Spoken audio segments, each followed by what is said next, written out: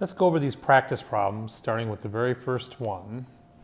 What is the kinetic energy represented by a sprinter with a mass of 80 kilograms and traveling at 10 meters per second? We want that in joules. I like to start with, even though it's very simple, just writing down what I know, which in this case is 80 kilograms, traveling at 10 meters per second. What I want is the kinetic energy in joules. Kinetic energy is going to equal 1/2 mass times velocity squared. So I can write that out as 1/2 times 80 kilograms multiplied by 10 meters per second, and I'm going to square all of those. If I multiply through, I'll end up with 4,000. But what units? The units will be kilograms meters squared over seconds squared, which, if I look at a little bit more closely, is equivalent to kilograms meters per second squared, which is the same as a Newton multiplied by a meter. A Newton meter is a joule. So I come up with the answer of 4,000 joules. The next problem, what is the kinetic energy represented by a car with a mass of 1,000 kilograms moving at a speed of 100 kilometers per hour? And I want that in kilojoules. So once again, I'm going to write down what I know. What I know is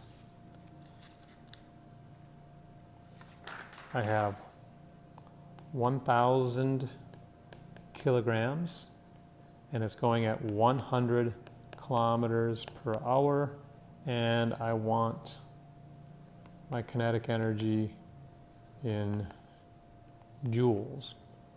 The same thing that we did in the last problem, we'll start with kinetic energy, 1/2 mv squared, and we can write it all the way out. 1/2, 1,000 kilograms multiplied by 100 kilometers per hour. I'll square all of these. And if I multiply through, I'll end up with some units that are not exactly in joules. We know we need to get meters per second squared, so I'm going to add some additional conversion factors. I want to get my kilometers into meters squared, so for every 1 kilometer squared, I have 1,000 meters squared. And then for every 1 hour, I have 3,600 seconds, but I need these all squared. Now you can say, well, why did you know to put one on the top and one on the bottom? And it's just that I'm looking at the units. I can cross these out. I can cross these out. I'm left again with the kilograms, the meter squared, and the second squared, which I know are a joule. So get my handy dandy calculator, and I'm left with 800 joules. But I want that in, if that's my answer, but if I want it in kilojoules, I just move the decimal place over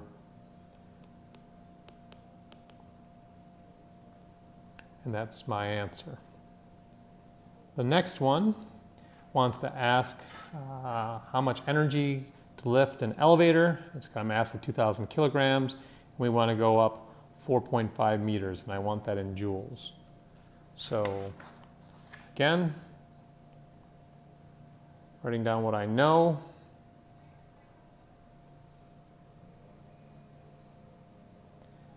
I know 2,000 kilograms, 4.5 meters, and I want to know the work. in joules. In this case, I'm going to write potential energy because I'm lifting something up. And that's mgh, where that's my mass times the gravitational acceleration times the height. My mass is the 2,000 kilograms. G is 9.81 meters per second squared. That's the gravitational acceleration. And my height is 4.5 meters.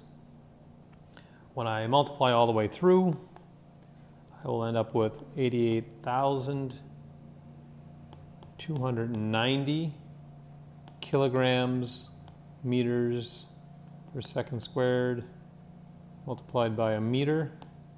This is a Newton. A Newton meter is a joule, so I end up with 8,290 joules. The next one asks, how much energy does it take to heat 20 kilograms of water from 30 degrees C to 60 degrees C? And it wants that answer in kilojoules. It also lets you know that the specific heat of water is 4.186 joules per gram degree Celsius. That's just how much energy it can take to raise a certain amount of temperature. So what do we know on this one? We know we have 20 kilograms of water. We're going from 30 to 60 degrees C. We have that specific heat, joules per gram degree C. And we want our energy required to do that temperature rise, and we want that in kilojoules. All right, for this one, this is a thermal energy. I usually use the letter Q for that. You can use whatever you'd like. And the equation is MC, usually called MC sub P delta T. This is the mass, the specific heat, and the change in temperature. If we put it out with our units, we start with 20 kilograms. We're going to multiply that times the 4.186 joules per gram degree C, and the change in temperature, which is just 60 minus 30. So that looks pretty good.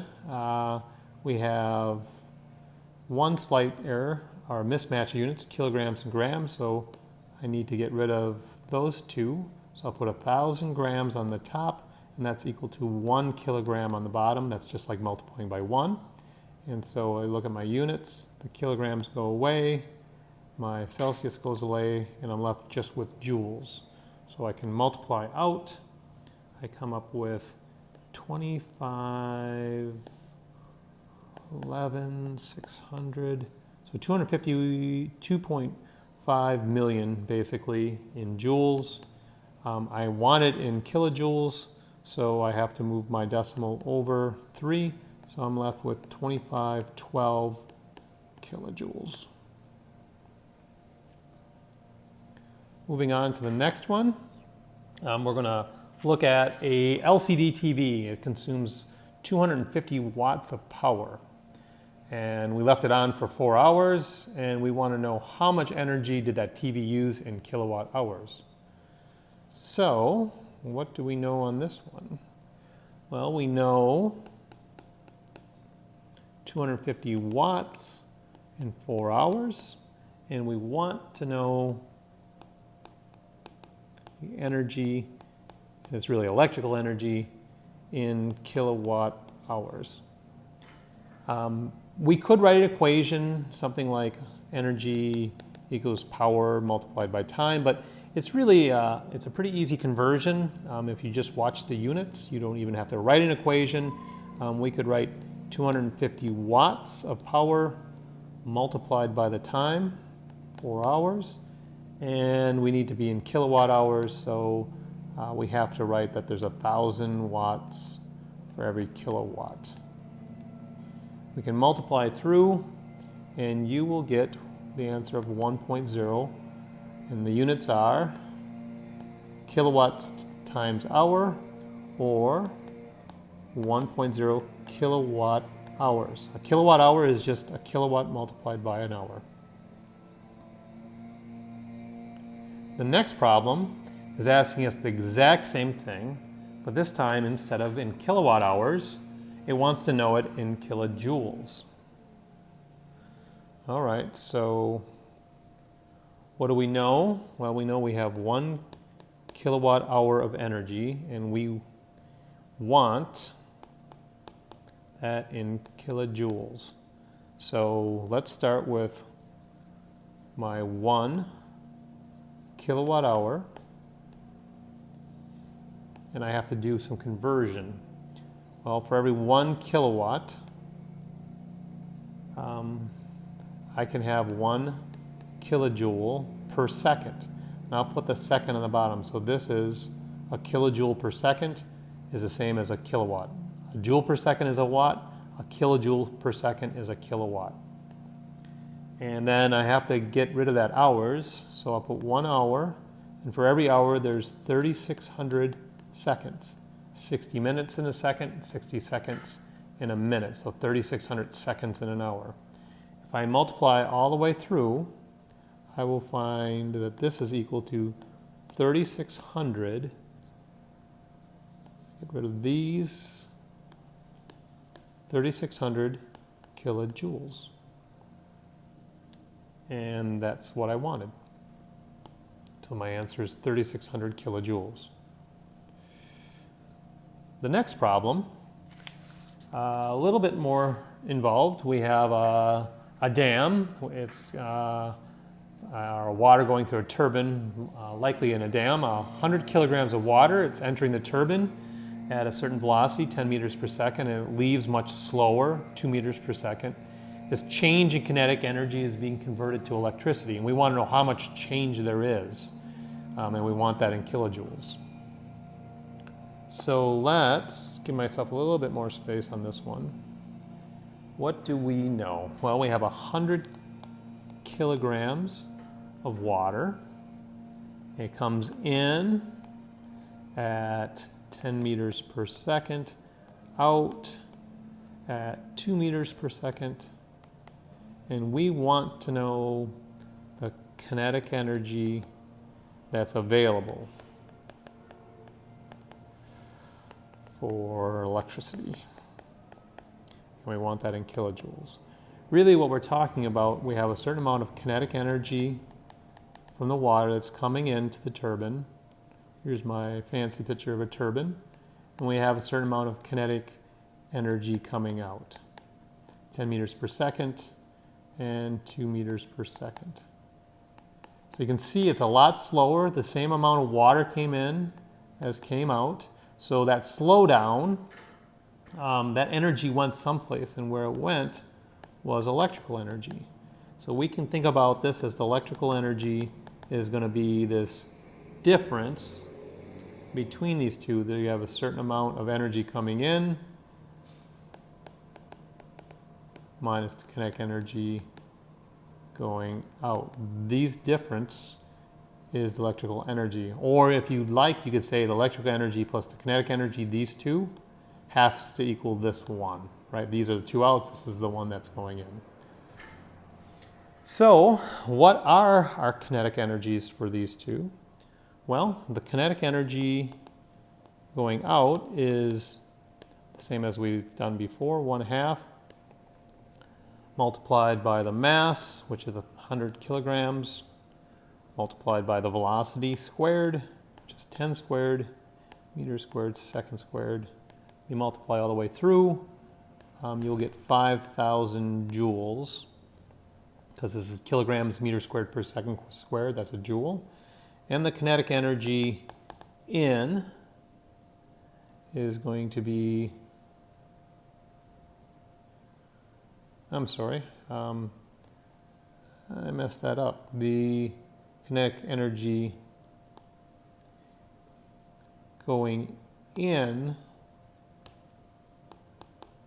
is 5,000, because that's the higher, the 10. And the kinetic energy going out is 1/2, 100 kilograms multiplied by 2 squared, meters squared per second squared. Got my ins and outs all messed up. And this is going to be, if I multiply through, only 200 joules. I can subtract the 2, and I end up with 4,800 joules. If you want to be in kilojoules, then we have to move that decimal over, and it's 4.8 kilojoules.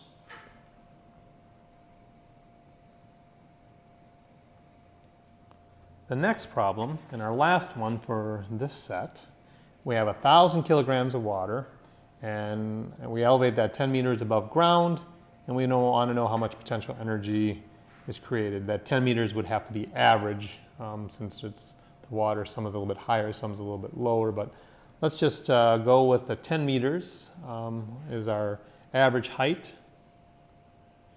So we know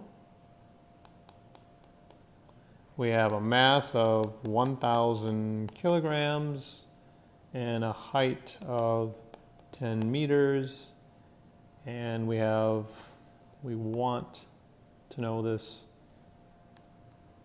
potential energy in kilojoules. So potential energy is mass times gravity times height, which, if we multiply through, is 98,100 joules. Kilograms meters per second squared, this is a Newton. The meters, 10 meters here is, so kilograms meters per second squared, right? That's Newton. Newton meter is a joule, so we have 98.1 kilojoules. So I hope that those calculations made sense. And if you have questions about how to do these or others, always feel free to reach out by email or on the discussion boards.